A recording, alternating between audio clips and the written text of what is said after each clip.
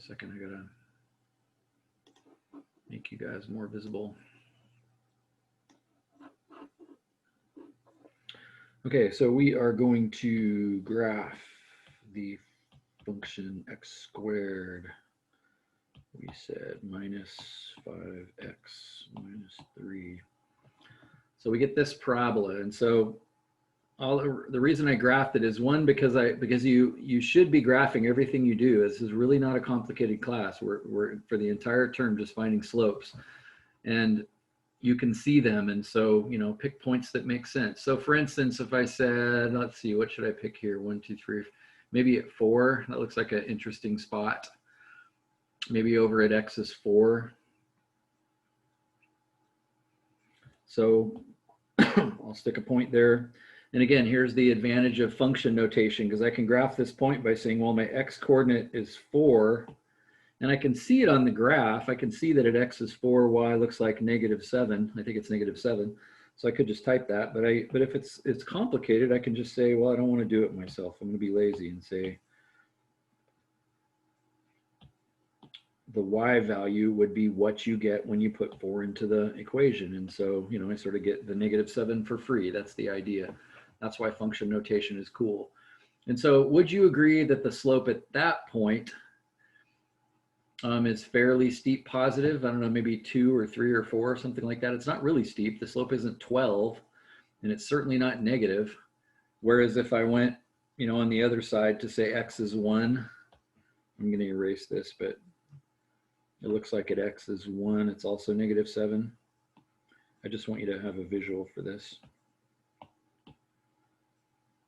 Like, that's a totally different slope. And that's why this is cool, because we can find the slope at any point we want. We've been guessing at this essentially in chapter 2.2, and now we're going to sort of try to get it a little bit more analytically. That's the idea. So I'm going to paste a copy of this over to the other screen, and let's give myself as much room as we can.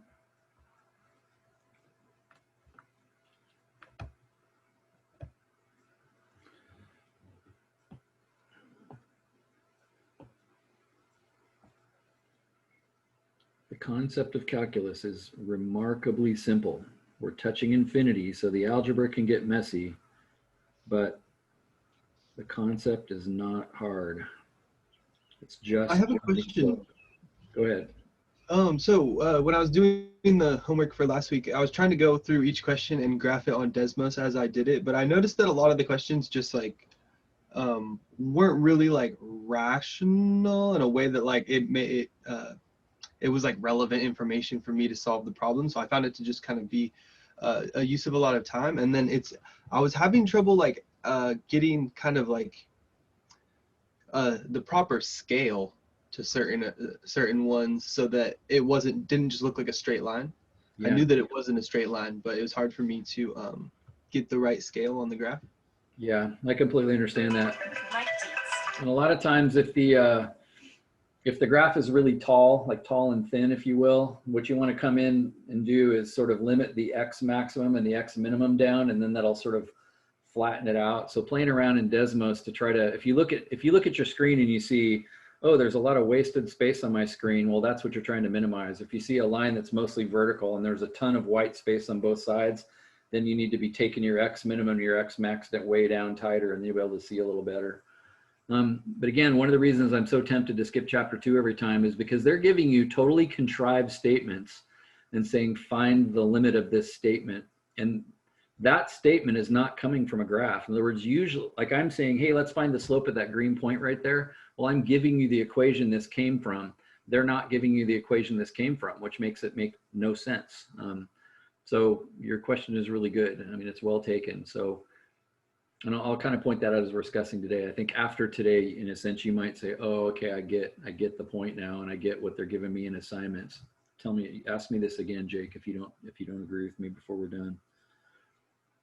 So I'm saying from now on, we're never looking at, oh, darn it. We're never looking at secant lines anymore. We're only looking at tangent lines. So that's not terrible. That's the slope we're trying to find right there. And as I said, it looks It looks like positive for sure, and then maybe it's like 3 or 4 or something like that. Maybe I could count it. But that's a pretty good drawing of the tangent line right there, just given the fact that I just kind of roughly sketched it. We're after the slope at that point. And so we say, from now on, since we're finding a tangent, we say, okay, cool, let's pick a second point up here to draw our line through. And instead of just guessing it to be, and this is a good idea, I'm just going to guess at this since I don't know the answer to it. I'm going to erase this, but let's say it's negative. Let's say if I choose x to be 4.01, then y is negative 6.5. Then I could just find the slope just like that. And would you agree that's a pretty decent answer? Like if we're just guessing the slope, that's going to be pretty darn close because I picked x to be so close. We're just not doing that anymore. We're saying, no, what I'm going to pick for that point is I'm going to not guess. I'm going to just say it's the point xy. Again, instead of writing y, we're writing f of x a lot because it's kind of a cool way to do it. I'm going to find that second point, and I'm just going to let it be xy. And then I'm going to say to myself, duh, x has to be, pretty much 4. It can't be 4. X can't be 4, but it's got to be really close to 4. And I don't really care if it's 3.9 or 4.1. It's going to be pretty darn close. And so what we say now, or what we're saying ultimately in this section is, okay, cool. If this is true, then the slope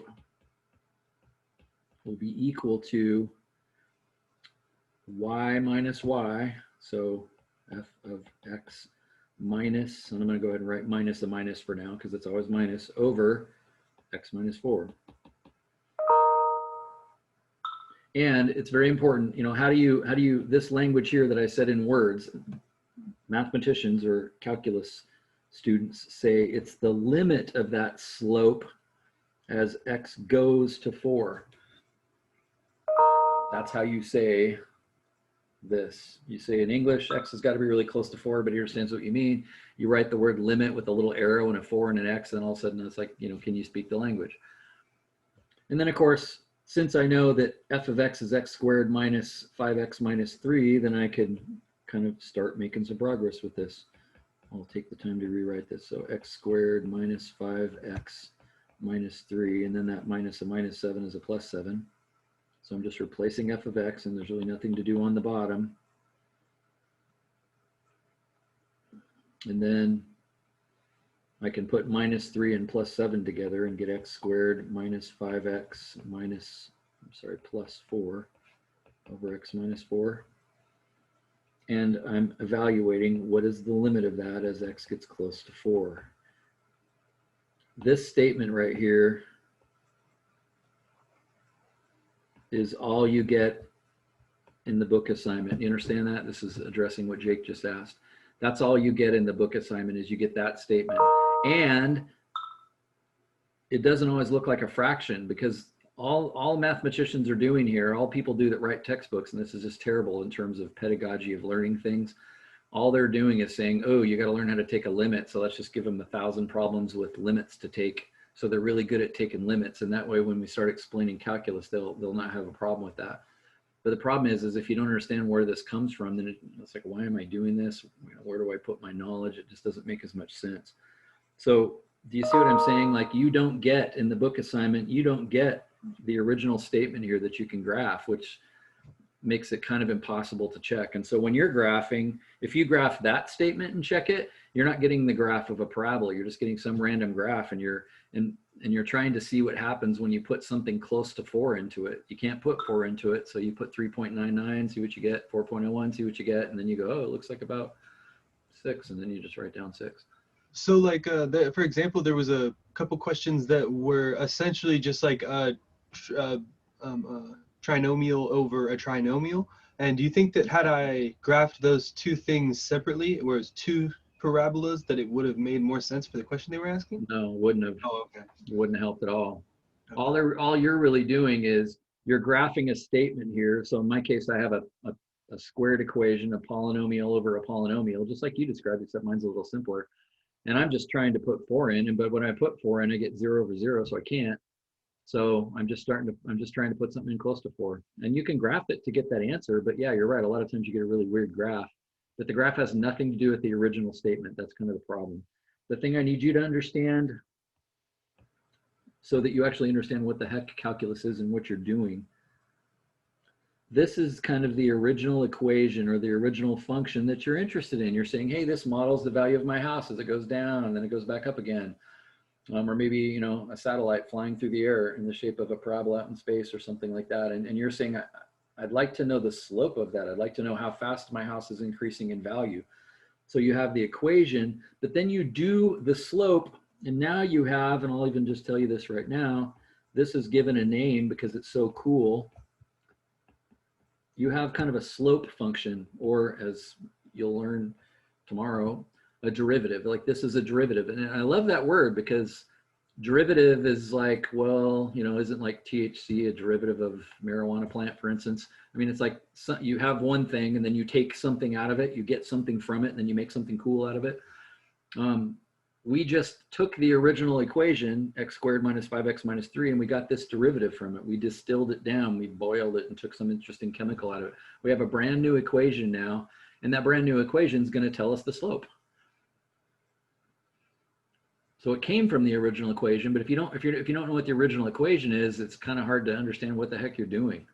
So today, even though the book is not going to do this at all, I'm going to always show you the original equation and its slope statement. So in 2.2, you were given that statement right there, and then you had no choice but to stick something close to 4 in to see what you would get. But today we're going to get this analytically, and I already showed you this. I showed you this last time.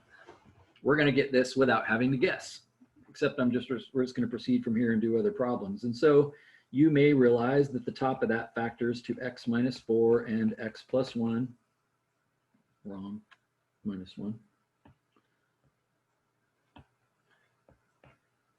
And it is no coincidence, because this happens every time in calculus, it is no coincidence that that factors in such a way that those two x minus 4s cancel out, which removes, as I've been saying, the prohibition against letting x be equal to 4. You understand that? Now, so in order for this to work, that x minus 4 has to go away on the bottom, and it will go away if there's an x minus 4 on top to cancel it.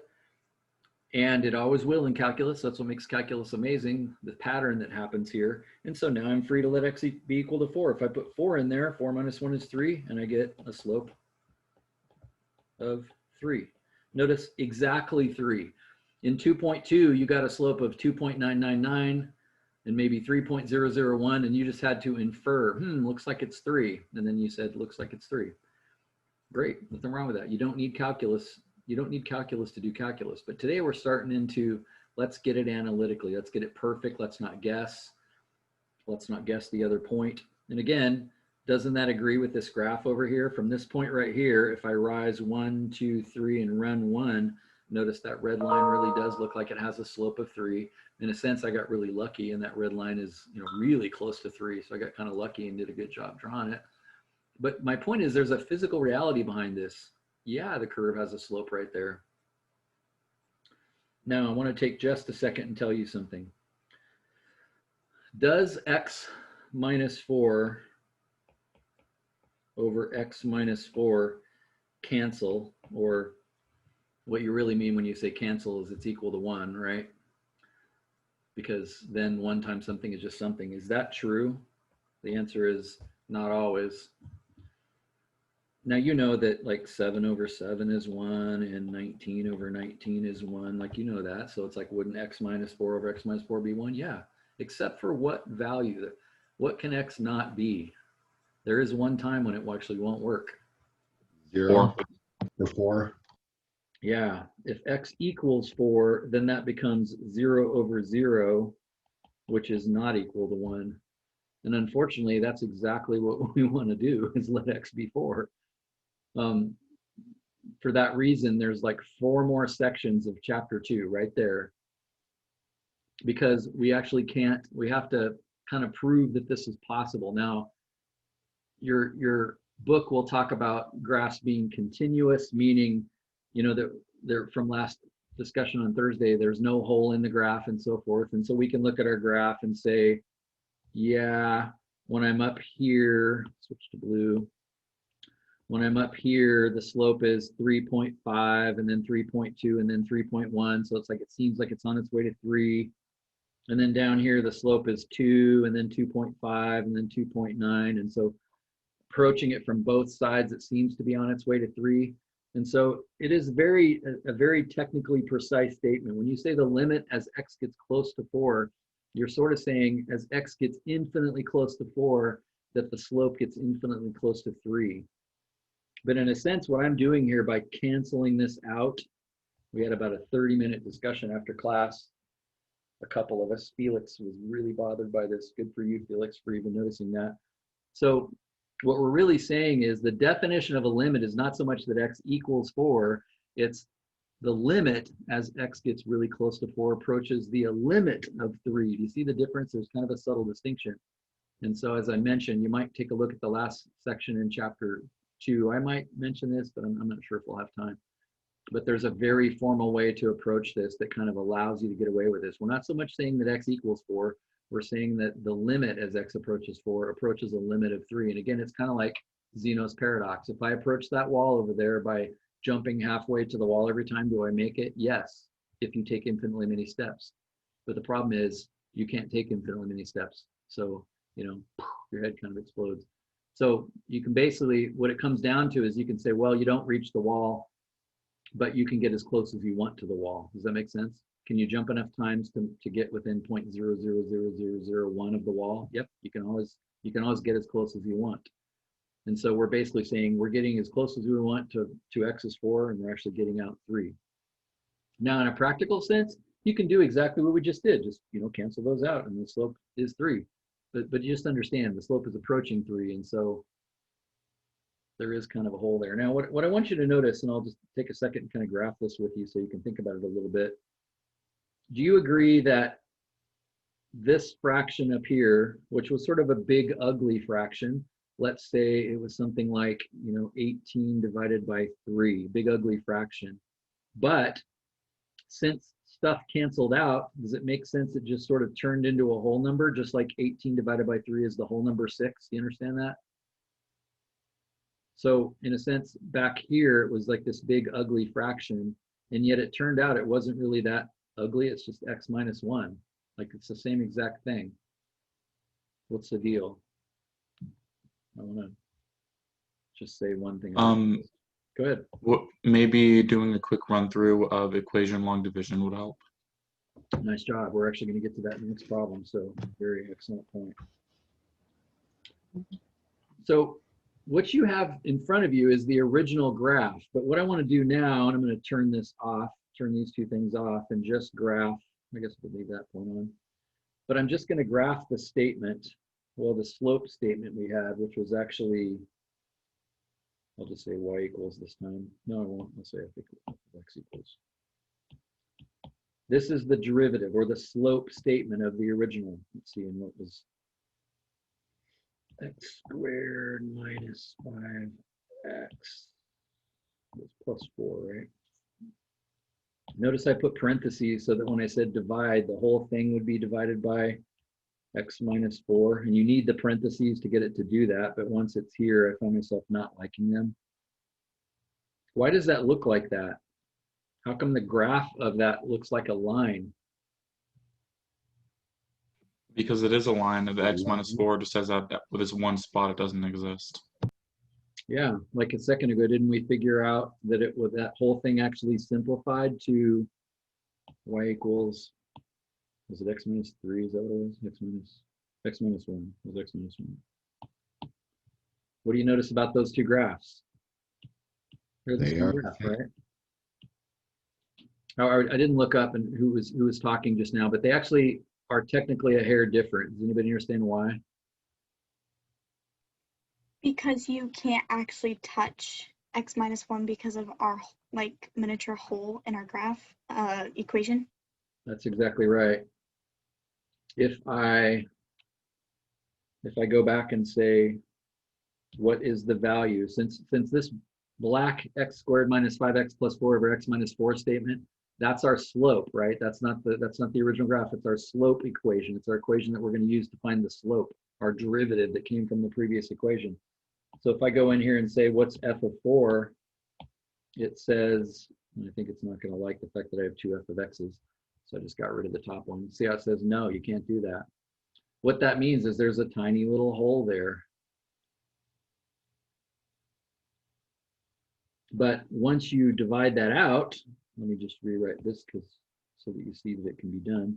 I can make up a new equation called g of x, so that down here I can say, okay, then tell me g of x. Notice it says, no problem, I can do it.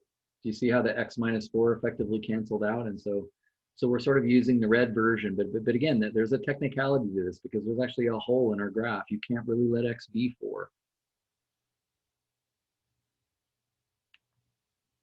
So there's an example that's squared. Let's just do another example that's even a little bit worse. Consider this function.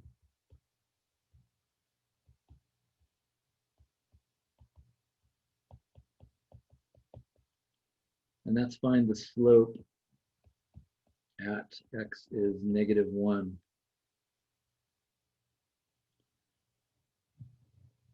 I'd like to give you a minute to see if you can set that up yourself. Now, I'm not going to draw a good graph here.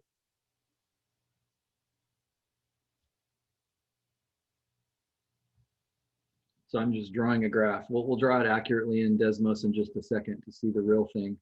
But I certainly know I'm at the point -1, and let's see, I got to figure out y. And then my second point up here is not changed. It's x and y. Why keep doing that?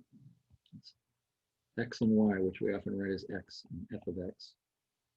So I got to put -1 in there, right? And so I guess I won't be lazy for once and actually do this myself. -1 cubed is -1. -1 squared is +1 times -3 is -3. -4 times -1 is 4. So if I haven't blown it, I have 2. Is that right? You tell me if I screwed up. So can you write the slope statement then from that? From those 2 points, can you write the slope statement? And again, we're going to let x get really close to -1. This is not hard.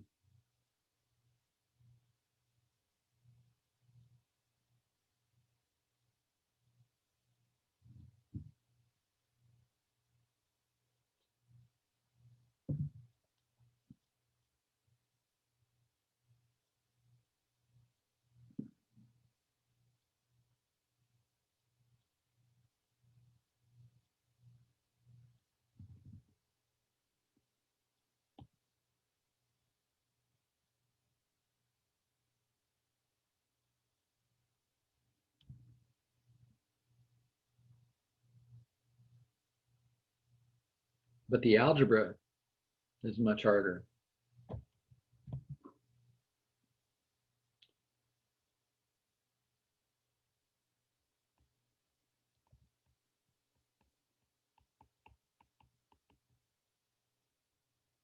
Same thing every time. It's y minus y. There's f of x minus 2. So there's the -2 over x minus a -1. I'll go ahead and write the, like, is that what you got for your slope statement? It's just uglier this time.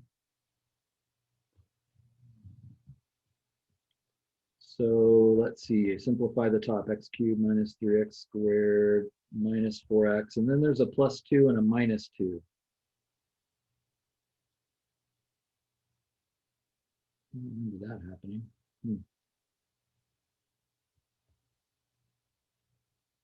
Something's wrong. I did something wrong. You didn't know what it is? I don't.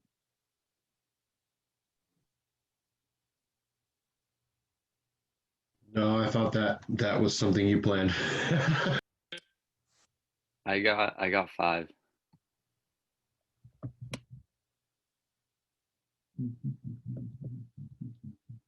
Well, maybe there's nothing wrong. In a sense, like, oh, the number dropped out at the end. Fine, whatever. Maybe there's nothing wrong. I just am kind of surprised that number dropped off at the end.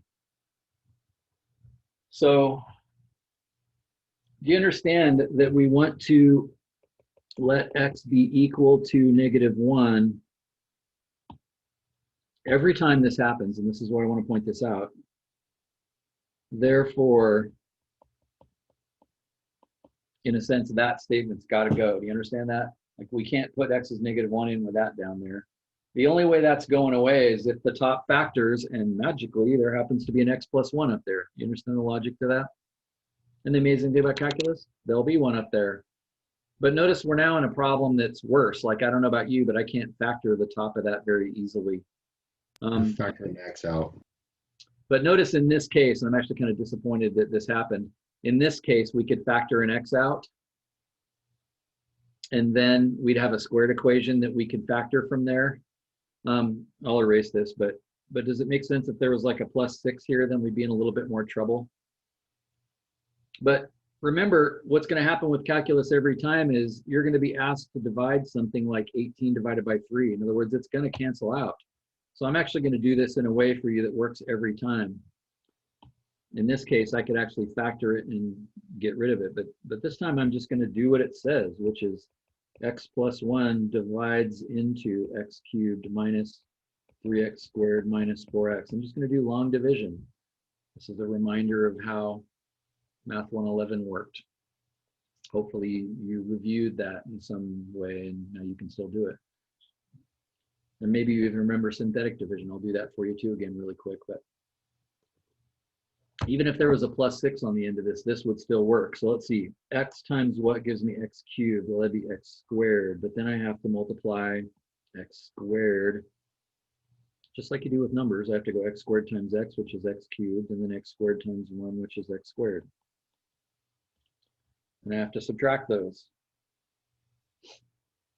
X cubed minus x cubed is gone. Be careful here. -3x squared minus x squared, that's actually -4x squared. And then I can bring down the next term. X times what is -4x squared? Well, that'd be -4x. And if I multiply that out, -4x times x is -4x squared. That takes care of that term. And then -4x times 1 is -4x. That's amazing. It's exactly correct. Well, I knew it would be. I want to say here, of course. This is why calculus is cool. It went in evenly. In other words, it's kind of like I said, 18 divided by 3.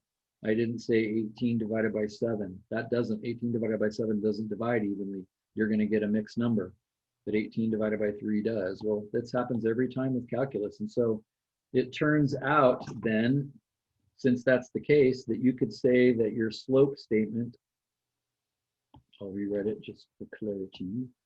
The limit as x gets really close to -1 of the statement x cubed minus 3x squared minus 4x over x plus 1 is the same thing as, well, we just divided it, just x squared minus 4x. Or I probably should be a little more precise and at least stick the word limit in front of that. Do you agree now that you're just free to stick -1 in there? No reason I can't just put -1 in now. So if I do that, I get 1, -1 squared is +1, -1 times 4 is +4, so I end up with 1 plus 4. I heard one of you say you got 5.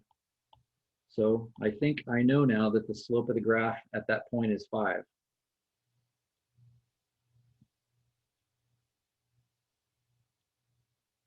Again, what's your assignment? What did your assignment look like last night, and what's it going to look like tonight? All you're going to see in your assignment is this part of it right here. Again, they're trying to be nice by just saying, let's just give them a chunk of this. But the problem is you just don't, as I mentioned, you don't know why you're doing this or what that even means. Like you got 5, but you don't even know what the 5 is. Well, in our case, because I gave you the original equation back here, 5 is the slope of that curve at x is -1. If I didn't screw up, right? I mean, I did algebra for 10 minutes just now. I could have easily done something dumb, but you should never get it wrong and not know it. So what I want to do now is go to the graph and look at it, and the actual graph, and look at that point and see if it is.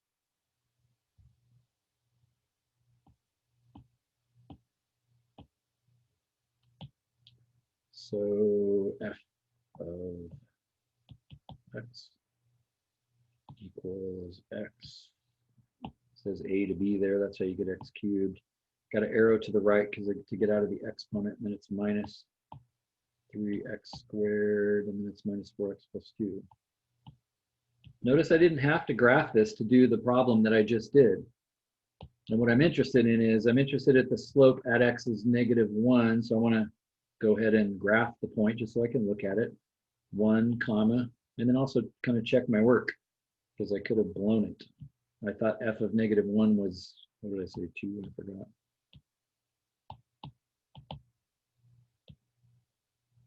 So that means I didn't screw up the 2. And then I'm looking at this point. Does it look like the slope right there is 5 to you? Looks pretty reasonable. Looks certainly positive. So yeah, +5, that looks reasonable. So I think I must have not made any math mistakes. One thing I jokingly say a lot in class is I never make math mistakes because I got, 20 of you looking at everything I do. And so you're always like, isn't 1 + 1 2? And I wrote 4 or something dumb like that. Like you always catch my silly math mistakes, but you're alone when you're doing this. And so you're going to make them and not know it. Well, that's why you do what I just did.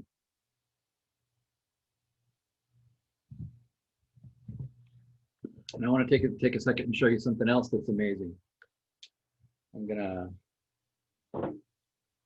So bust out your graphing calculator and type this equation in, type that x cubed equation into your calculator.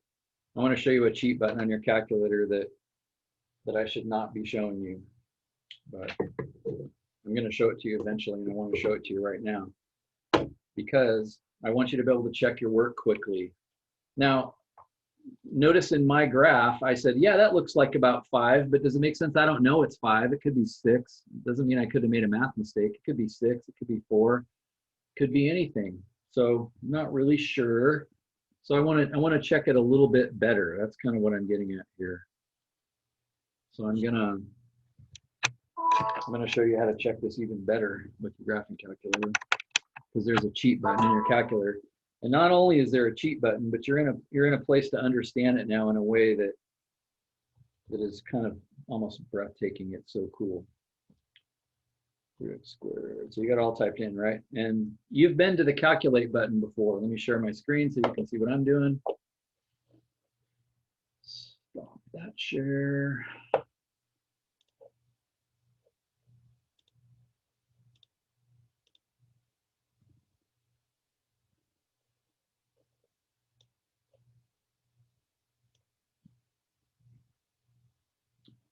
So see right above trace, there's calculate, right? You were there in Math 111. So I have this thing graphed. I'm going to hit zoom 6 so I can actually see the graph. Same thing that we just saw in Desmos a second ago. But now I'm going to go to calculate. Second calculate. You do the same thing. You should see something on there that stands out to you now. A button on there that you've never been to before. But it should stand out to you as something you now understand. The 6th one down, dy divided by dx. D is delta, which means change. That's code. That's calculus language for change of y over change of x. When you go y minus y, isn't that when you subtract two things, isn't that how you figure out how much something is changing? If I'm 60 inches tall and then next year I'm 61 inches tall, don't you subtract those to see how much you've changed? Like that's why you do that with slope. So the top is saying y minus y, change of y. The bottom is saying x minus x, change of x. Hey, that's a slope statement right there, you should say. Cool, well, let's arrow down to that. So I'm gonna arrow down to that. It takes me back to the graph. How come it didn't tell me the slope? Like, didn't we say it was 5? How come it didn't say 5? You have to pick a point, right? Pick a point, exactly, Justin. Isn't there tons of slopes on this graph? There's slopes everywhere. So you got to tell it which point you're at. Well, all I have to do is type -1. And notice it takes me to that point and it says you're at the point -1, 2, but then it also tells you the slope. Now I want you to notice what it tells you the slope is. Notice it doesn't say 5, but it says close to 5. So now I'm sure I'm right. The graph I had in Desmos, and by the way, Desmos will do this too. I'll show you how later on, but just because you have your calculator with you a lot. What it's doing actually is not calculus. It can't do what you and I just did. We did it analytically. Calculators, well, at least this calculator, can't simplify the slope statement. What does it do? Well, it does what you and I did in chapter 2.2. if you know the point you're at is -1, 2, then couldn't you just find another point yourself that's ridiculously close? Couldn't x be -1.01, and then you find y that goes with it and go y minus y over x minus x and get the slope yourself? Like, that's all it's doing. And so sometimes it actually won't give you the perfect answer because it isn't doing this analytically. It isn't doing it using calculus. As I mentioned before, you don't need calculus to do calculus. So this is a really cool way to cheat and check your work. Obviously, this is a calculus class, so if you just told me the slope was 5 and there was no work, I would assume, oh, you push calculator buttons and you won't get as much credit. But you should never get anything wrong and not know it. That's kind of my point. I'd love on a test for you to say, I got 7. I cheated on the calculator and it said 5. And I've looked and looked for my mistake and I just can't find it. Well, then when I grade your test, I'll find it. And then if it's like a silly mistake that you didn't catch, I'll probably point at it and tease you. If it's important, then I'll, talk about it. But it's like, chill out. Like in the real world, if you know your answer's wrong, I mean, in a test environment, you don't have time maybe to go catch it, and it could just be something silly. I can't tell you how many hours I've spent staring at something, and it's because I got it wrong because I thought 1 + 1 was 3 or something like that.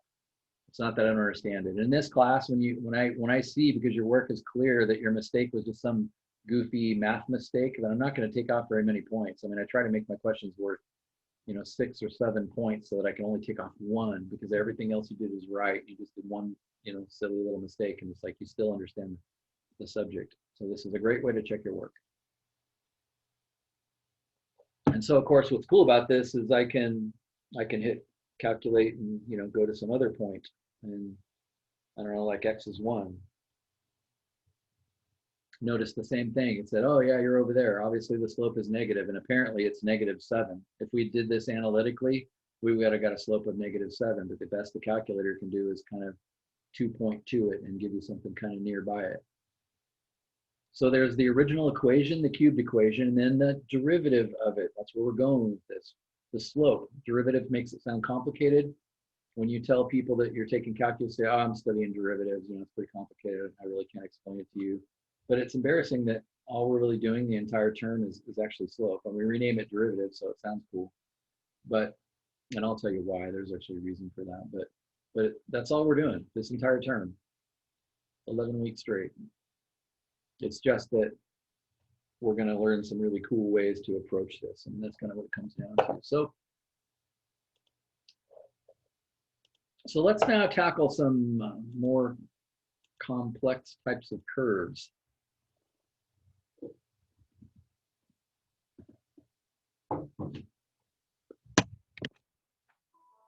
Like this one.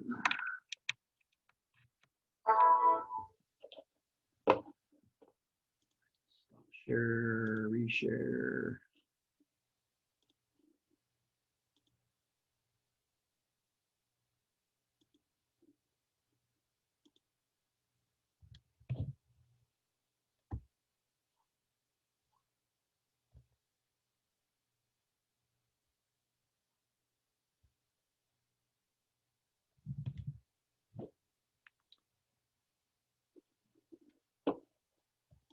So we've got my screen back again.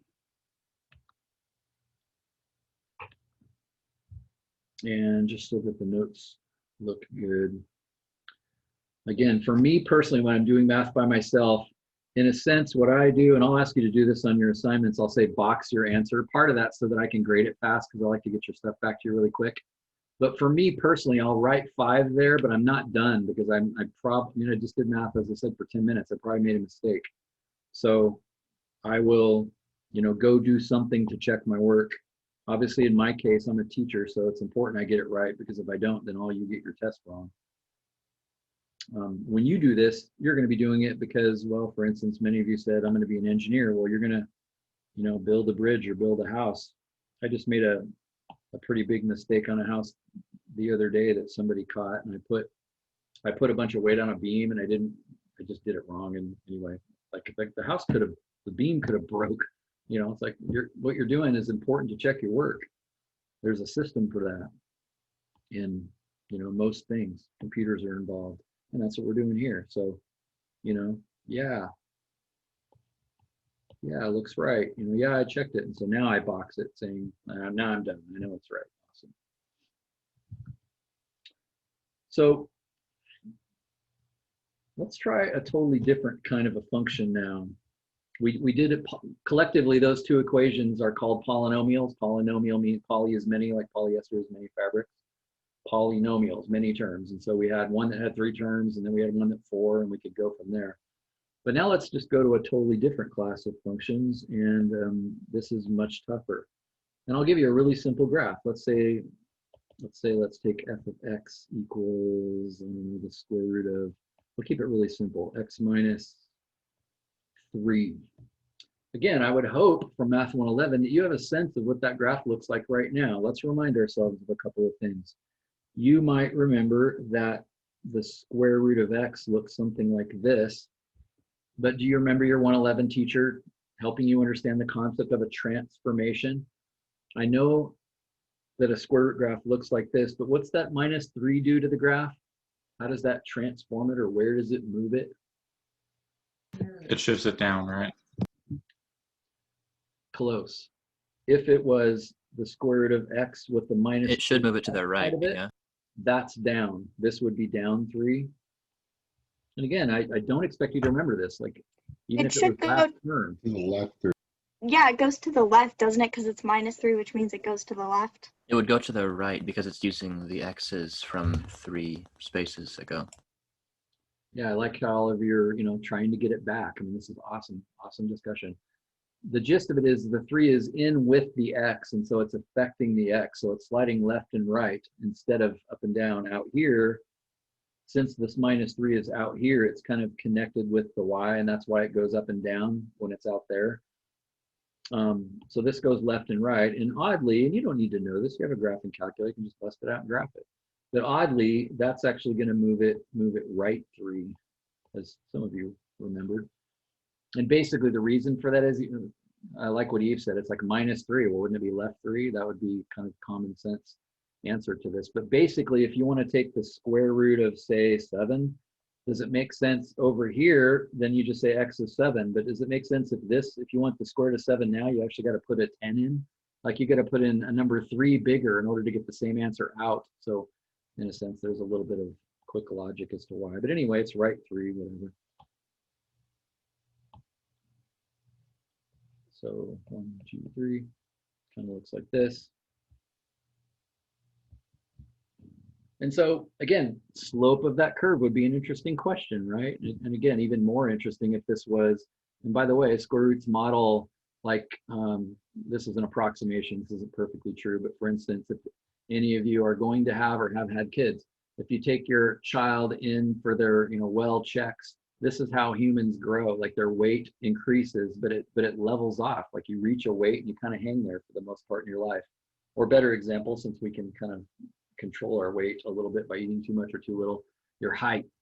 Like, you grow to a certain height, you grow real quickly, but then it levels off and you kind of stay the same height. So, this models things. And so, what would the slope of this represent? Well, it'd be how much your height is changing. So the change of height would be like, as a kid, your height might change an inch a month when you're really young. But then by the time you're my age, you might be only changing like a millimeter every 5 years. So your growth rate is an interesting question. How much are you still growing? If you're in your teens, you might still be growing, like an inch a year or something like that. But it's like, I'm in my 50s, I'm not growing an inch a year anymore. Like, that's why slope is such a cool thing.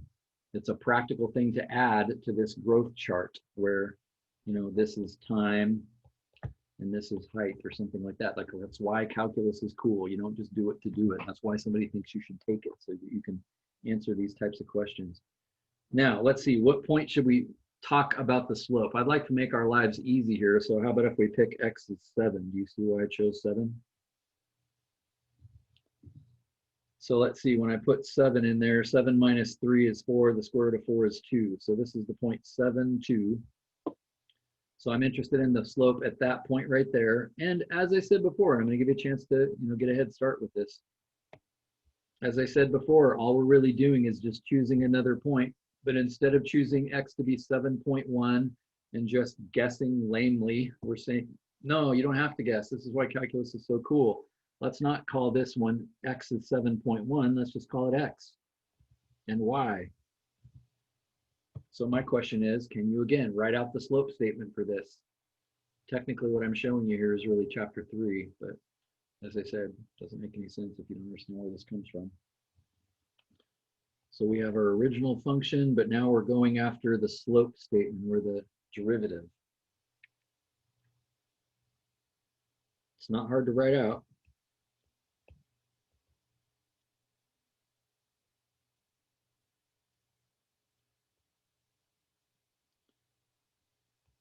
Y minus y.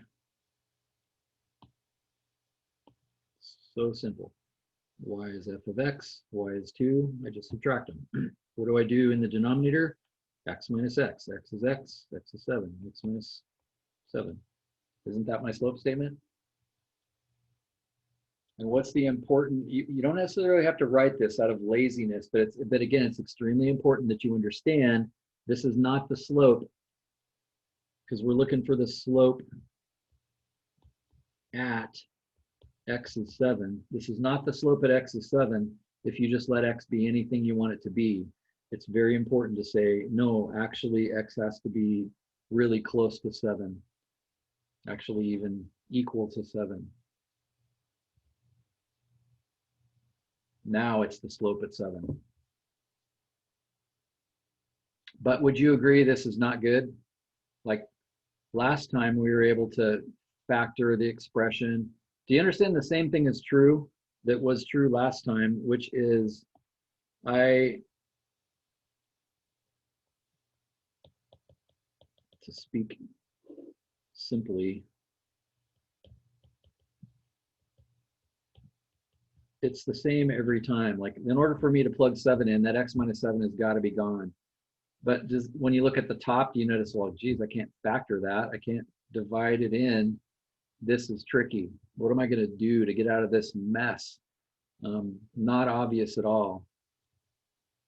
What can you do to a fraction and not screw it up? Or, you know, I mean, actually, I should say this. Does anybody have any ideas? And when I say that, I just mean conjectures. Like, what could we try? What could we try to get rid of? Multiply both sides by x minus 7. Yeah, multiply maybe, like, so these are kind of our ideas. There's a light bulb. So multiply top and bottom by x minus 7. And again, it's kind of like question mark. Will that work? Other ideas? What are some other ideas? Yeah, I'm not Multiply. This yet. Multiply both the left and right side of the equation by x minus 7. So dy over dx times x minus 7.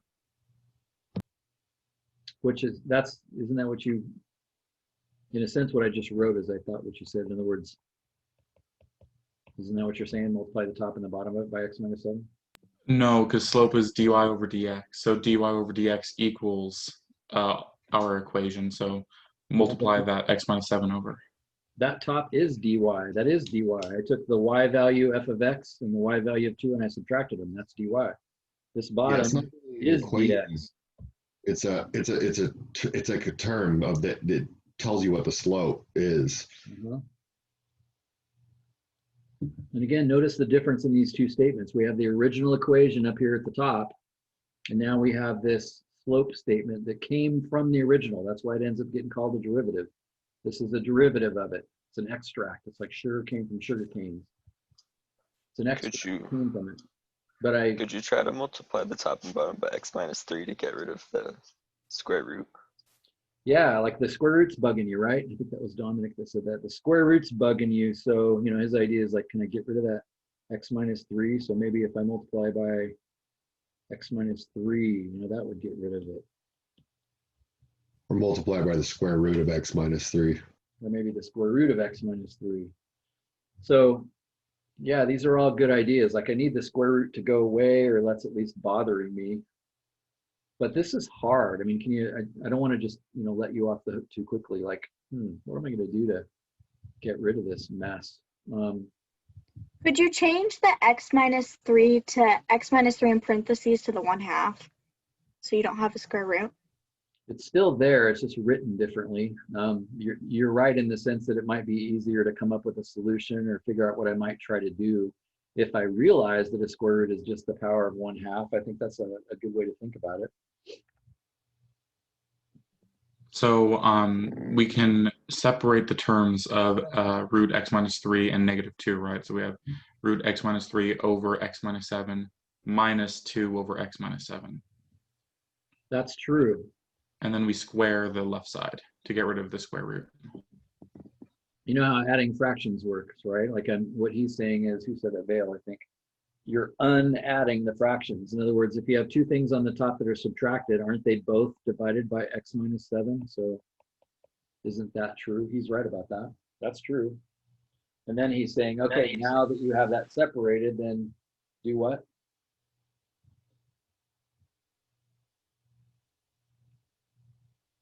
Again, these are all just ideas. I'm not commenting on whether they work or not yet. We're just thinking. Could you multiply the conjugate like on the top for top and bottom? Let's let you off the hook here.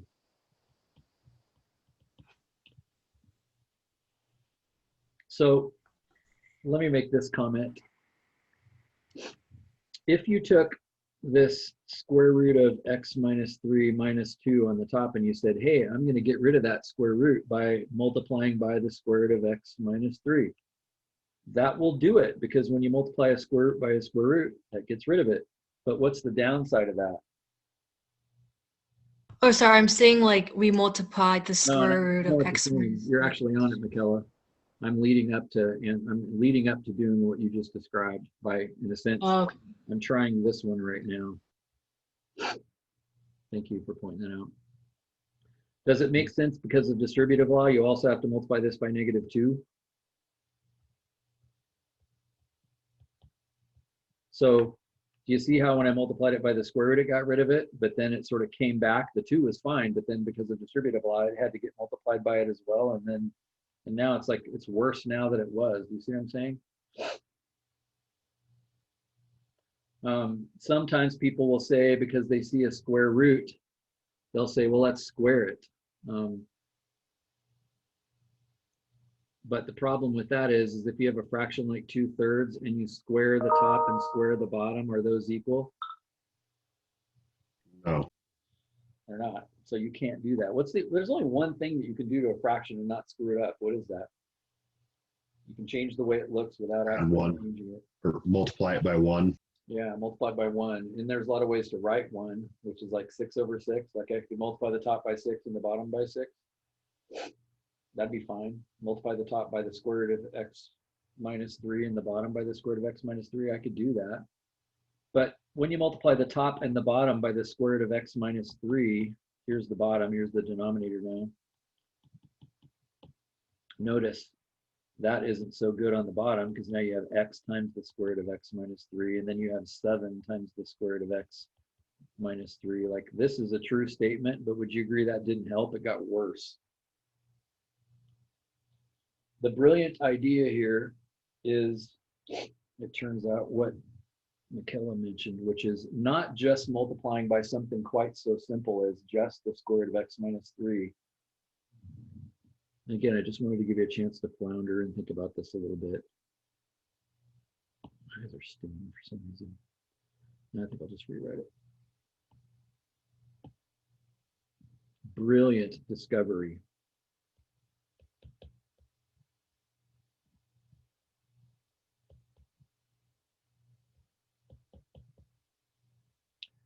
Notice, because there's a minus sign here, I'm going to put parentheses around the top, just because when you multiply, you don't want to screw up the distributive law. And I'm going to do the same thing on the bottom. If you multiplied the top by the same exact statement, but with a plus sign in it, which is called the conjugate, beautiful things happen.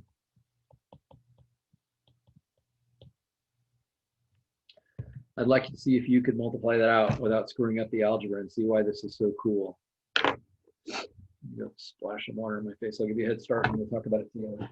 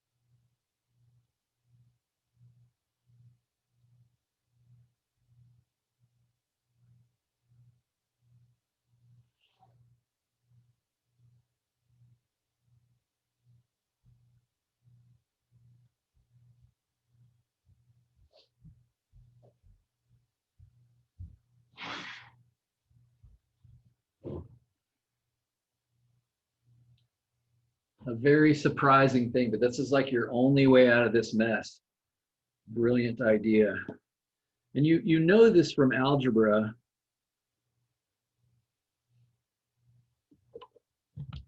Maybe you just don't know it deeply enough to see it.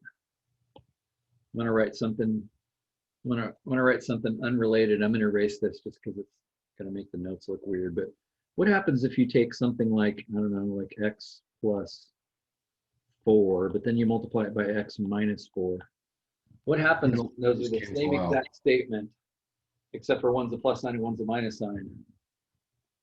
X times x is x squared. X times minus 4 is minus 4x. 4 times x is plus 4x, and then 4 times 4 is 16. Notice what happens to those middle terms? They go away. You know that. Well, see, that's what happens here. What you'd really like to do is multiply the square root of x minus 3 times the square root of x minus 3, get rid of the square root. But you don't want a middle term, and that's what I mean here. Like back here, we got this annoying term we don't want. And so if you have multiplied by something that's even a little bit worse, well, watch what happens to this.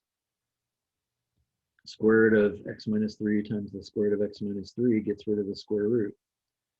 And then you have 2 times the square root of x minus 3, which you can't do anything with. But then you have a minus 2 of them. That's the beauty of this. You have minus 2 square root of x minus 3's. And then lastly, you have minus 2 times plus 2, which is minus 4. See, those terms go away. Not only do they go away, my friends, but what's left behind once they go away? X minus 7. Why is that really amazing that there's an x minus 7 left behind? You could combine the whole statement because it's multiplying together, and then those become a 1 and cancel it out. Exactly. Very surprising. But like the only thing you could really do to this to make any progress with it is to multiply by the conjugate, just because at least it gets rid of the square root and gets them all talking the same language. Now you don't have square roots anymore, but miraculously, and this is why calculus is so cool, there's always a way out of these messes that happen as a result of making a slope statement like this. Now those can cancel out, and you're sort of free to let x be 7. What's this person doing wrong? Again, you should not be making this mistake, but you should be also learning algebra in this class, and so it wouldn't surprise me if some of you did. Those cancel, and so now it's square root of x minus 3 plus 2. What's wrong with that, and why did that person make that mistake? Some of you probably did this. I just won't ask you to admit it. That should all be in the denominator. Yeah, x minus 7 divided by x minus 7 doesn't cancel out. It turns into 1. Yeah, it leaves a fraction. For that reason, that statement is in the denominator and it needs to stay there. Does it make sense? Again, the prohibition against letting x be 7 is now lifted. So now x can be 7. So if I put it in there, I get the square root of 4, which is 2.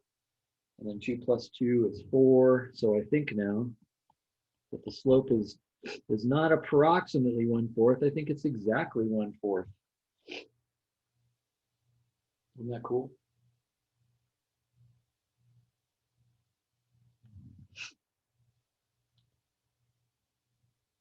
Now, again, I say I think we need to check it, right? We need to do something to check it. But I'm going to do something different this time. Like I showed, and I want you to do this. Like get your graphing calculator out and type in y equals the square root of x minus 3 and go ask it. Use the dy dx button and see if it tells you the slope's the same. I'm going to check it in a little more manual way while you're doing that, because I just want to remind you that this is not hard.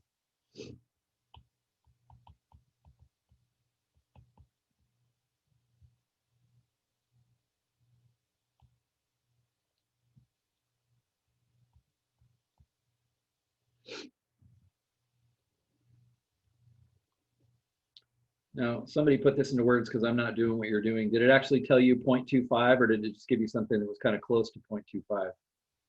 It gave it exactly. Gave it exactly. Cool. Sometimes it will, sometimes it won't.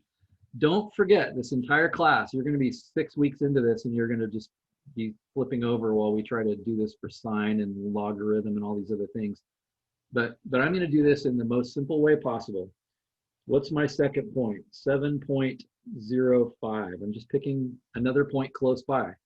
And now I got to get my calculator out and figure out what y goes with that. What is the square root of 7.05 minus 3? It says 2.01246. I'm going to round it to that.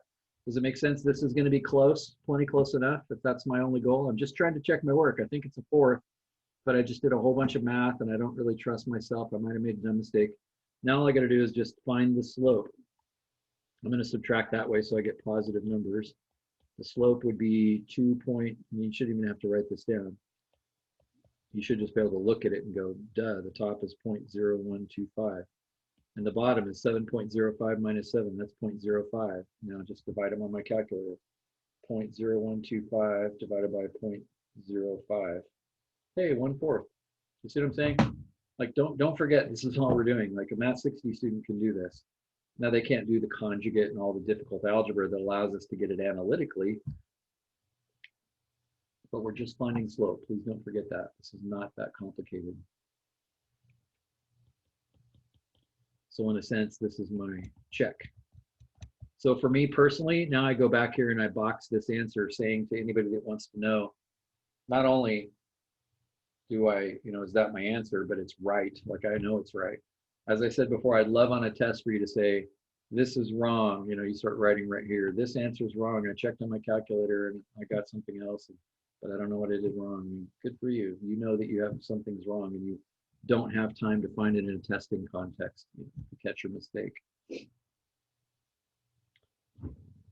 So you can even do this with radical functions. What about, let's do one more. What time is it? 11:07. Here we got time. What about rational functions? You better remember what that stands for. What kind of a function is a rational function?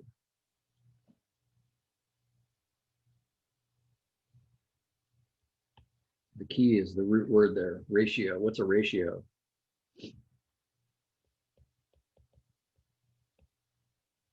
A fraction. It's a fraction. Exactly right. So this is an equation that's a fraction right now. It's already a fraction. Now these are kind of just like the radical was a little dangerous. Does it make sense if I'd went back here and said find the slope and erase this? But if I said find the slope at x equals 2, that would have been a bad question because the graph doesn't even exist at 2. Does that make sense? Like if we tried the process, it would have broke somehow in the process. And the same thing is true for these. Oops. So rather than just say, find the slope at 6, I'd like to graph this and just take a look at it and kind of figure out where to do this. And then also, I'd like to remind you what these look like. So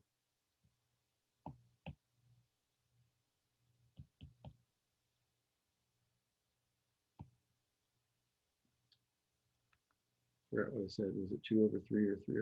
3/2. 3 divided by x minus 2. Your graphing calculator won't necessarily do what I just did, but it didn't make me put parentheses. So it's really good to look up there and check. Now, again, I don't know how much you studied this in 111, but this should not be a surprise to you because of what we're studying right now. Like notice x can't be 2 because doesn't that make it 3/0? And that doesn't work. That doesn't make sense. But even more importantly, x can't be 2, but x can be really close to 2. So what if x was like 2.0001? Well, notice the bottom becomes 2.0001 minus 2 would be 0.0001. So you'd have 3 over a tiny number. Well, isn't 3 over a tiny number a huge number? So my point is no wonder that graph, goes off to infinity. But the point is this is like 2 separate graphs. Do you see what I'm saying? So yeah, there's all kinds of slopes on this graph, but I got to be careful, where to take you. If I said find the slope at 2, that's not going to work because there is no graph at 2. This graph in the language of calculus is not continuous. You can't draw this without picking up your pencil. It's like 2 separate graphs. I don't know, like 5 looks good, right? Can't you just see that by looking at it? If I go to the point 5, 1, isn't that on the graph? I can double check that. Yeah, 5 minus 2 is 3. 3 divided by 3 is 1. And notice Would you agree just to look at it that the slope there looks to be like a small negative number? Maybe it's a half, negative a half, or negative a third, or something like that. I don't know. But again, could you set this up yourself? Can you write down the slope statement for this? The original function is 3 over x minus 2, but what's the slope statement?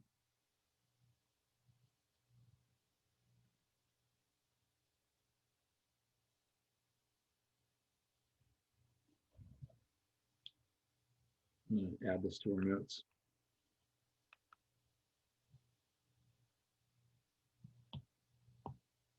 Sorry if I didn't give you enough time to write it down. I'll get it back here for you.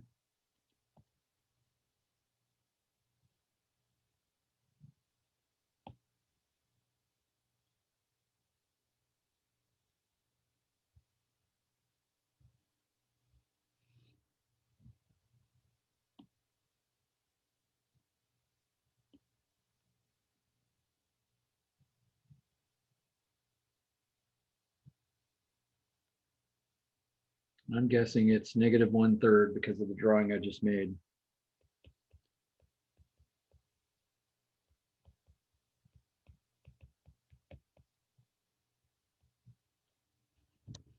Can you see the rise over run there? I'm looking at this point and the original red point, and I'm saying that's a rise of 1 and a 1 and negative 3. And so, but you know, maybe my line's not drawing right. Maybe it's a 4th. Maybe I didn't do a good job drawing the tangent. I don't know. Maybe I did. I don't know. But my point is, make sense of this. Okay. So, as I mentioned, if this is the 0.5, it's the same every time. This is so simple. It's embarrassing. There's my 2 points. So my slope is y minus y, f of x minus 1. That's the numerator, except f of x is 3 over x minus 2. So there's the numerator, y minus y, and then the denominator is x minus 5. And again, this really isn't true unless you add the statement, we need x to go to 5. X always has to go to the one thing we can't let x go to. Again, just as a reminder, so you're seeing the big picture. What's tonight's assignment going to look like? You're going to see nothing of what I just did except for what's in that circle right there. They're just going to say, find the limit of this. And you aren't going to know why or where it came from. You won't know the original graph. You won't have any way to check your work other than put in something like 4.999 and put in 5.0001 and just see if it looks reasonable. But in this section, you should be doing it analytically. Well, the question is, same thing, like what can I do to this? This is actually not as bad as the square root was. What could I do to this to make some progress? The same thing is true as was true every time, which is I need that to disappear, which means there's going to have to be an x minus 5 on the numerator at the top in order for it to cancel. But it's like, God, I don't know how to get it there.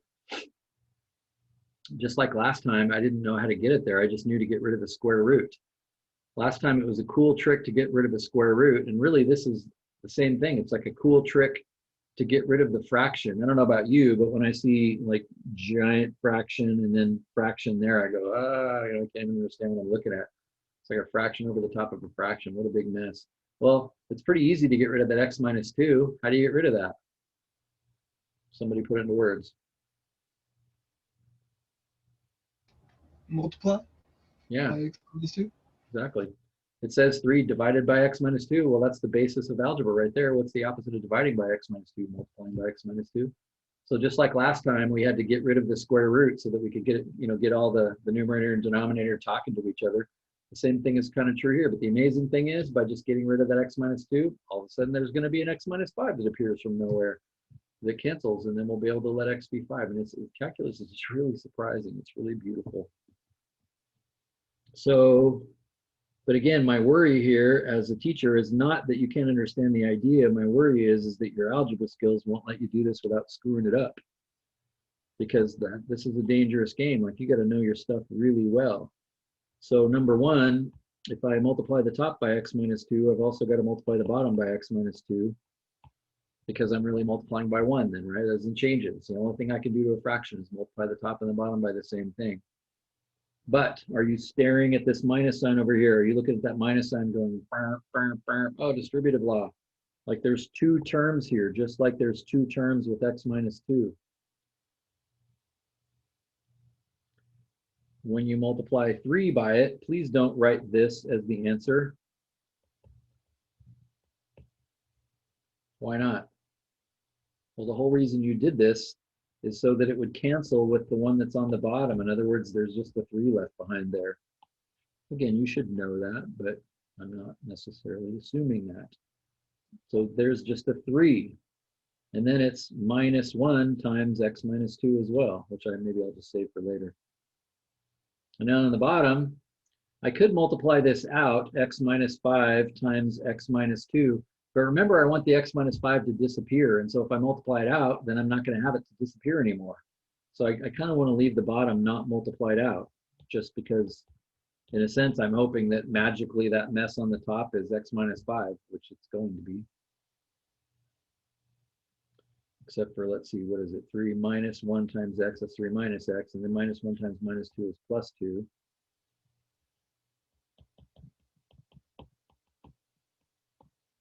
So, well, that's kind of a bummer. Ended up with 5 minus x. It's not quite the same. Again, algebraically, you should know how to get out of this mess. But those aren't the same. You can't just cancel those. You understand that? They're not the same. So, what are you going to do?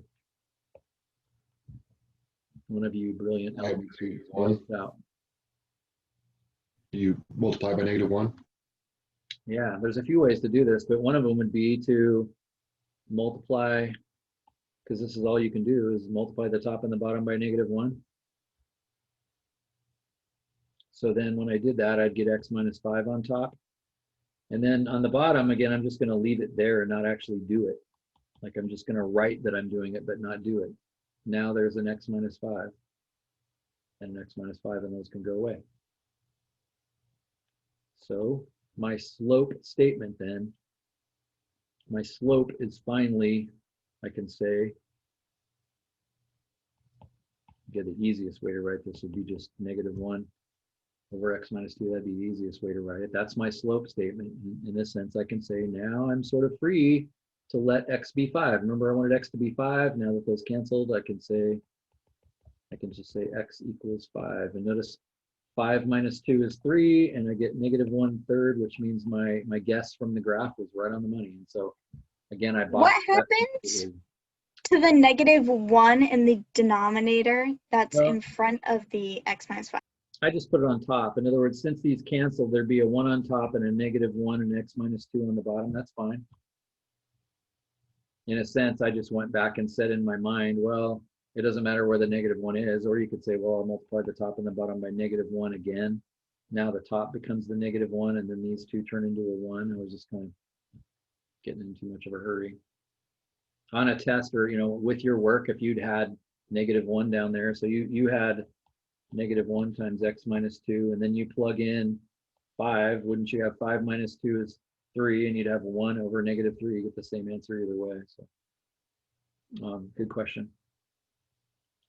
So this time, instead of getting an answer and then checking it, I actually graphed it first, and I looked at it and said, what would make a reasonable answer? And again, I want to emphasize that I got extremely lucky to sort of get it exactly right.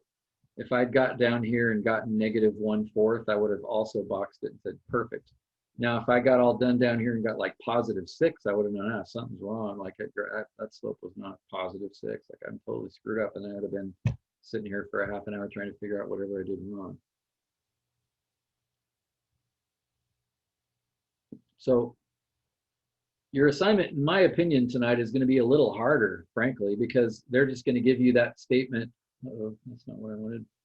They're just going to give you that statement right there. And so you kind of have no way to check your work. You don't know what the original equation was, where this came from. Let me give you a quick example and we'll be done. And then I'll just to point something out that's kind of interesting. Here's an example of your homework tonight. The limit as x gets really close to 0 for 2 to the x minus 1 over x. What kind of an equation is that? Notice I don't even know where it came from. This is already the slope statement, and at least this looks like a slope. But where did it come from? Well, it actually looks like it came from an exponential equation. Does that make sense? Looks like it came from some kind of an exponential equation, which we didn't tackle today. But there's actually, this in a sense won't be in your assignment tonight because there's nothing you could do with this. There is not some algebra. Like I showed you some cool tricks to get out of a radical sign problem and how to get out of a fraction problem and how you can do something algebraically to change the way it looks. You can't get out of this mess. This particular one would actually be in section 2.2 where all you were doing is guessing. Notice if you put 0 in, you actually get 0 over 0 and it blows up. And so you'd have no choice in this problem. And this is again why I'm saying in a sense you don't need calculus to do calculus. Here you'd actually have no choice but to let x be, well, something close to 0. Like that's pretty close to 0, or maybe negative 0.01. That's pretty close. And couldn't I just make an approximation from that? So this is really like a 2.2 question. But again, I just want to caution you how weird your homework assignment looks because you're not actually building these slope statements for yourself. You're not finding the slope of a curve. They're not even telling you that. For all we know, we don't even know that they even found these statements from the slope of a curve. They could have just made them up from nowhere. They may not even have a fraction in them or something like that. They're just actually asking you to analyze something. Why don't we know this one works? We do know it works. It's just you can't do it analytically. You have no choice but to guess, is what I'm saying. Oh, that's what I mean. Why doesn't it work, I guess? I can't think of a way out of it. In other words, what could I do?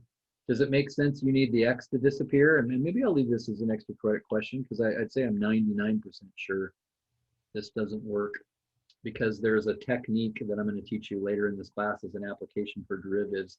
There's a way to analyze this, but you got to know a lot more than you know. But you're not just going to, multiply the top and the bottom by 2 to the x power. There's nothing you can do algebraically. But in the end, does it make sense we need an x on top to cancel those x's? We need these two x's. We need this x on the bottom to cancel. So how am I going to get an x to appear on the top? And there's nothing algebraically you can do to get this. Don't we have like logarithms and stuff that we could be trying to throw at it? Maybe you try logarithms. Maybe you get logarithms involved. Logarithms deal with exponentials. And so in a sense, I'll leave this because I'm only 99% sure. I'll leave this as an extra credit question. Can this be done analytically?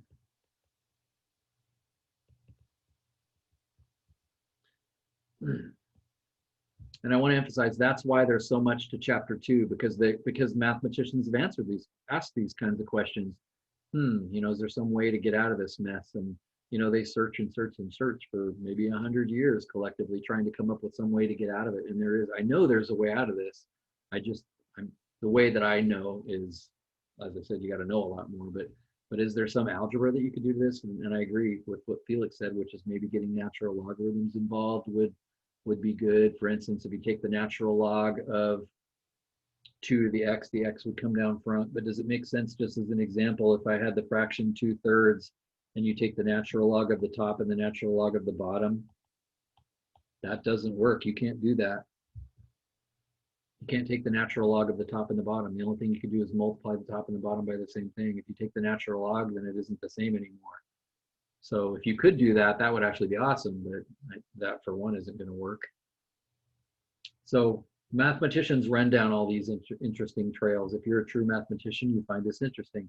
If you're a person that is willing to do math, but you want to use it to build a bridge, then maybe you think, I don't understand this. As a teacher, I'm trying to strike a balance between these two. So I'm introducing you to the kind of the theoretical side of this a little bit and showing you some of the hard questions. But we're just not going to take the time now to run down that road. In my opinion, if you were to run down that road, you should do it after. You should keep the focus on the prize here, which is to find the slope of the curve so people understand what you're talking about. And then later, it's like, okay, everybody got all this. All right, everybody come in on a Saturday and let's talk about, all these other problems that you could solve. Then you kind of know enough to, be able to actually tackle it.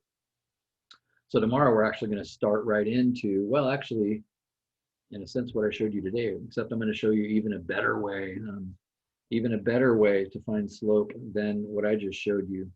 The principle, and I'm going to shut up really quick here as I see the time. Does it make sense that in this problem, all that work we did here will only find the slope of -1/3, which is the slope at 5,1. But if you went to another point, you got to start all over again. You understand that? You got to do it all over again.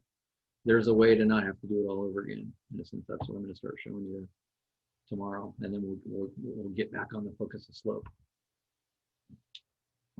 It would be a very good idea to be done with your assignment tonight in this section, just because we're going to be using it tomorrow.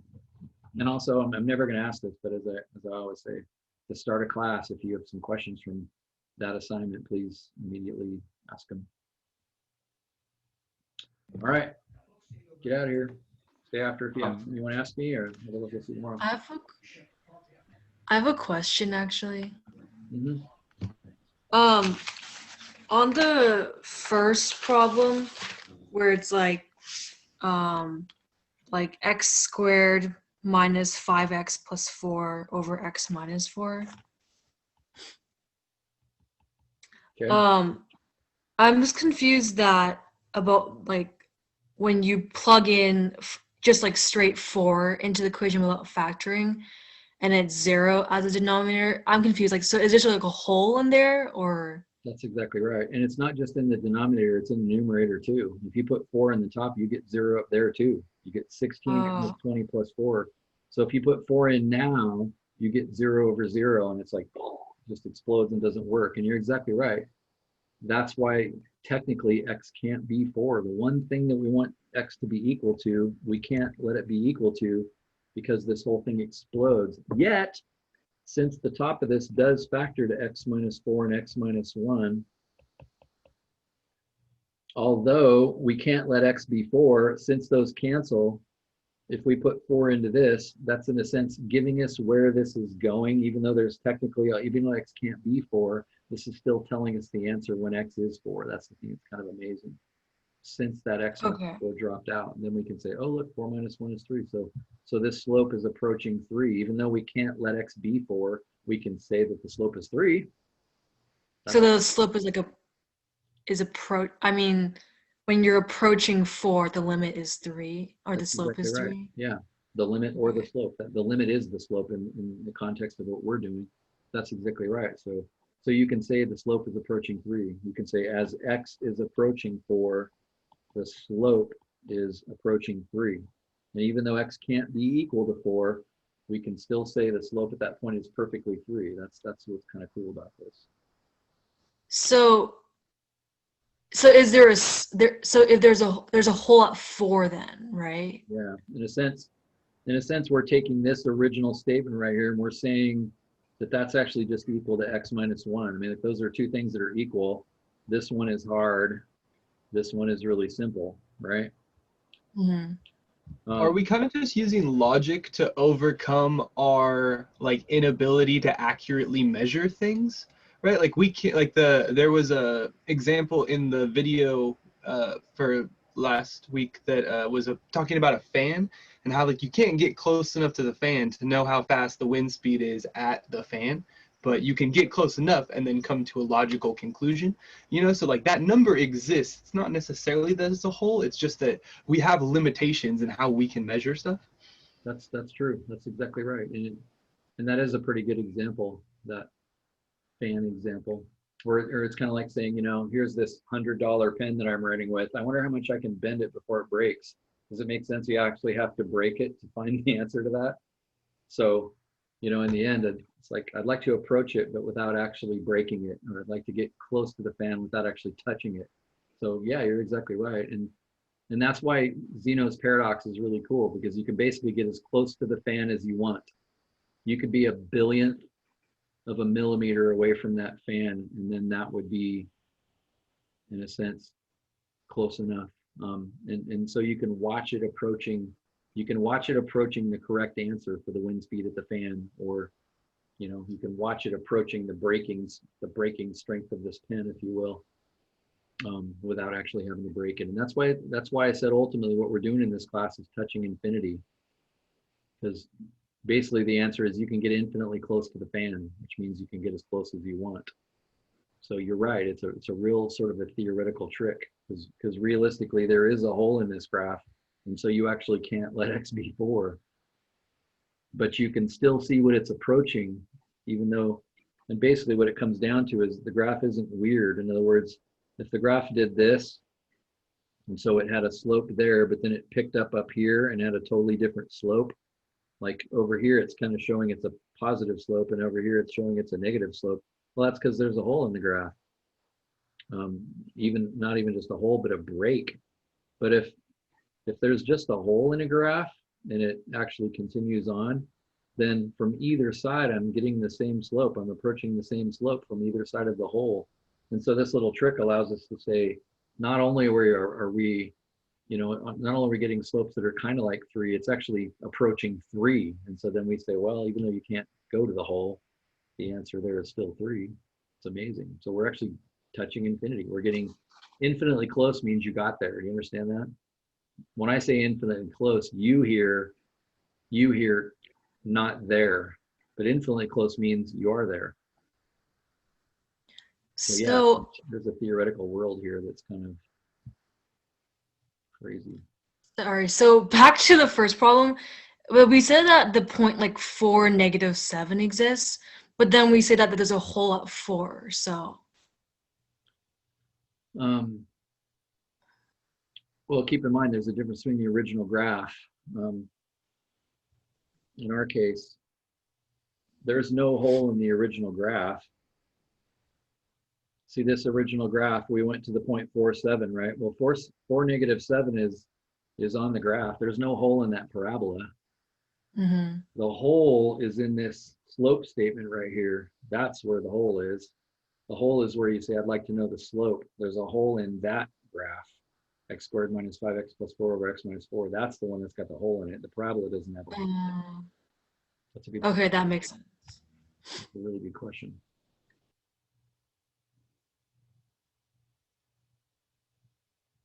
Yeah, this is kind of mind-blowing. Oh, so I've got a question about the textbook. Go ahead, Dan. When are we actually supposed to read the textbook? Because going through the homework, it never says read section da da da and then do this set of problems. So I'm just wondering, Yeah, will that be in the future or? I'm never going to say you have to. I mean, I said in my syllabus, and I think I might have said once out loud, if you really want to get this stuff, the best thing you could possibly do would be to read, like tomorrow, for instance, read section 3.1 and look at some of the problems. Because when I come tomorrow, my experience with math was I just showed up cold. Like I had none, most students do this. They have no idea what's going to be discussed, and they just show up and start listening and writing stuff down. And frankly, if the teacher does a good job, they speak English, and they can make you connect with it, then you're like, oh, that's cool. I understand that.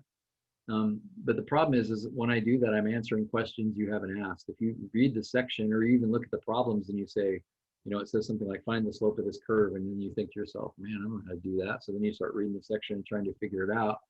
When you try to write math, it's actually pretty hard to write it. And if you write it technically precise, it becomes very hard for people to read. So then when you're reading it, you find yourself going, wow, I don't really get this. I see that I'm supposed to find the slope of this curve, but I don't understand how. And, they throw words like conjugate in there and I don't remember the definition of it. But the point is then when you come to class, you have all these questions in your mind. So to me, there's 2 times to read. One of them is in preparation for a class. And the second one is because I don't have time to cover everything. Like sometimes I won't make it through everything we need to talk about because I'm going to err on the side of making sure whatever I talk about you understand really deeply, so that it's easy. So in a sense, much of the time you might be able to get away without it because I'm trying to explain it in such a way that you're like, oh, I totally get that now. And so no, I'm never going to assign any reading particularly. And then I also made some progress on the extra credit problem, but I'm not sure where to go from where I got to. Cool. What did you try? So it starts as du y over dx equals 2x minus 1 over x, right? Yep. So I changed the x on the bottom to just x to the negative first, multiplied by 2x minus 1, and then I factored that out. So I got 2 to the power of x minus 1 minus 1 over x, and that's where I'm at. I don't know how to get rid of that 1 over x. So I'm just sort of thinking out loud with you here, but I understand what you said. Like you rewrote that as -1. But then that would have to be multiplied by x to the second. What did you say you did? because you can't change it. Like it's still got to be equal to x. Oh, it's a 2x. Wait, no, it's 2 to the x, not x squared. So So I thought you said- exponent rules. and the top hasn't changed, but see that to me it looks like you've just totally changed everything. And was there anything else with that 2x? Is it just 2x? I think this might be one of those things that's a lot easier to do in person if I can just show you my notebook. So, Well, my concern is like algebraically, did you multiply the top and the bottom by the same thing? That's the only thing you can do. no, because I just broke the fraction because I just redefined what's on the bottom because 2 to the x minus 1 divided by x is the same thing as 2 to the x minus 1 times x to the negative first. I gotcha. So in other words, you did that, which is totally okay to do. Yeah. You can't do anything with this, but you're right. You could write that second part as x to the negative 1. I'm with you. Sorry, I didn't understand what you're saying. Yeah, that's true. My guess is, and I compliment you for like finding something that you could do, because I could see somebody staring at this and not thinking of anything they could do to like get started. But again, when I asked this, can this be done analytically? I already warned you that I think the answer to that is no. Like I'm not sure you're going to be able to find a way out of that. But that's what makes math fun. Like who wants to do something that's easy? It's fun to try something hard. So I would say this: if you want to play with that, and you get to a place where either you have a question or you're stuck, you're more than welcome to scan that with your phone and email it to me and say, do you have any advice from here? But my guess is you're just going to get stuck, or maybe make it worse. In other words, could somebody say, well, I think I'll multiply the top and the bottom by 2, for instance. Like you can do that effectively. It's just the question is, will it lead anywhere? Remember, the end goal here has to be, I need an x on the top so that I can cancel it with the 1 on the bottom, and you might not be able to ever get one to appear. You can do things that are mathematically okay to do as you did, but the question is, now that I've rewritten this, does it actually help me? And my guess is the answer to that's going to be no, but anyway, you're more than welcome to. When I give an extra credit question, I'm really thinking of it as more as just the conversation that, you and I have over the course of a day, 3 days, 6 days, depends on how hard the problem ends up being. So yeah, I'd say keep messing with it and send me something if you want to. Yeah, I'd love to keep chatting, but I got to get to another class. Yep. Thanks, Val. Anybody else have questions? No, thank you. All right. Thank you. Have a good day. Sounds good. We'll see you tomorrow. See you.